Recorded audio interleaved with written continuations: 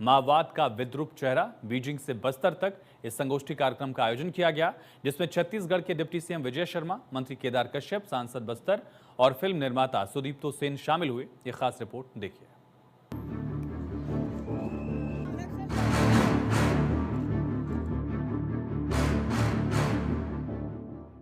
जगदलपुर शहर के town hall में कार्यक्रम में चीन के माओ की क्रूरता और बस्तर के माओवाद की क्रूरता के बारे में बताया गया कि किस प्रकार बंदूक की नोक से सत्ता हासिल करने की चाहत में माओवादियों ने बेरहमी से लोगों को मारने का काम किया, जिसकी वजह से अब तक बस्तर विकास से दूर रहा।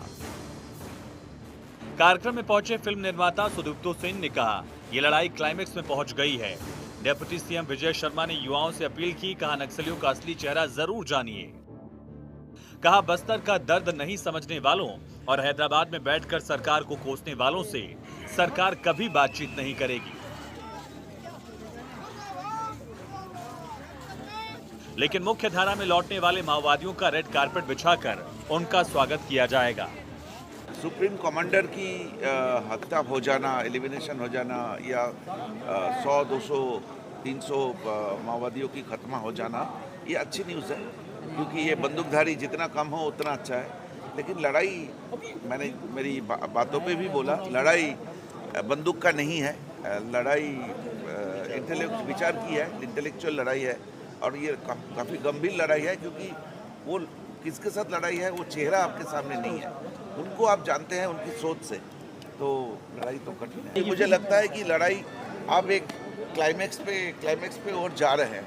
मैंने बड़ी स्पष्टता से इस बात के भी लिए कहा है कि जो बस्तर के दर्द में कभी खड़ा ना हुआ हो, बस्तर के दुख में कभी शामिल ना हुआ हो, आज हैदराबाद में बैठ करके और 4 लोग बैठ जाएं, फिर केंद्र की सरकार को क्या करना चाहिए, राज्य की सरकारों को क्या करना चाहिए, ये डायरेक्शन देंगे, ये स्वीकार नहीं है। उन लोगों से कोई बात, कोई चर्चा हो ही नहीं सकती। हाँ, माओवादी चाहेंगे तो निश्चित बात होगी। नक्सली मुख्यधारा में आए, पुनर्वास करें, और बहुत अच्छी पुनर्वास नीति के साथ सरकार उनका रेड कारपेट बिछा करके स्वागत करने तैयार है। बस्तर संभाग के अलग अलग जिलों से पहुंचे नक्सल पीड़ित परिवार के लोगों ने बस्तर से नक्सलवाद के खात्मे की मांग को लेकर जगदलपुर शहर में रैली निकाली।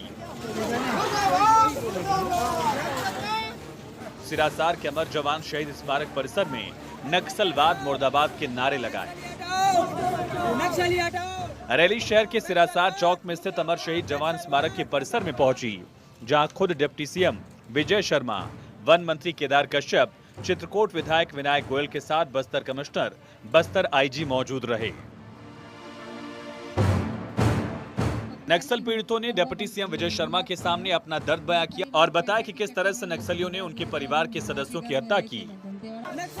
डिप्टी सीएम ने एक-एक कर सभी पीड़ितों से मुलाकात की, समस्याओं के समाधान का आश्वासन दिया।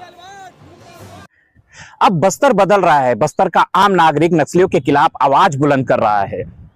यही वजह रहा कि बस्तर शांति की समिति ने एक आयोजन किया। इस आयोजन का नाम बीजिंग से लेकर के बस्तर तक का माओवाद के क्रूर चेहरे को दिखाने का प्रयास किया है। इस आयोजन में प्रदेश के गृह मंत्री भी पहुंचे थे और मौके से जो की बात की जाए तो सैकड़ों की संख्या में जो ग्रामीण है, इस इलाके के जो बाशिंदे हैं, वो पहुंच करके नक्सलवाद के खिलाफ मुर्दाबाद के नारे लगाए। प्रदेश के गृह मंत्री विजय शर्मा वे कहते हैं कि अगर नक्सली शांति वार्ता को लेकर के तैयार होते हैं तो वे लाल कारपेट बिछा करके उनका स्वागत करेंगे। बहरहाल अब देखने वाली बात होगी कि एक तरफ केंद्रीय गृह मंत्री अमित शाह ने जो 2026 तक का डेडलाइन तय किया है कि नक्सलवाद का सफाया किया जाना है, तो वही दूसरी तरफ क्या नक्सली शांति वार्ता को लेकर के तैयार होते हैं, ये देखने वाली बात होगी। पीड़ितों में मधु जैन भी थी।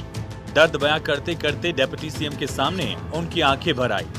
मधु जैन ने बताया कि साल 2016 में उनके पिता संतोष जैन उर्फ बैजू मंडावी ने कांकेर पुलिस के सामने सरेंडर किया। उम्मीद थी कि पुनर्वास नीति का लाभ मिलेगा, लेकिन 2016 से 2025 तक आज तक कोई लाभ नहीं मिला।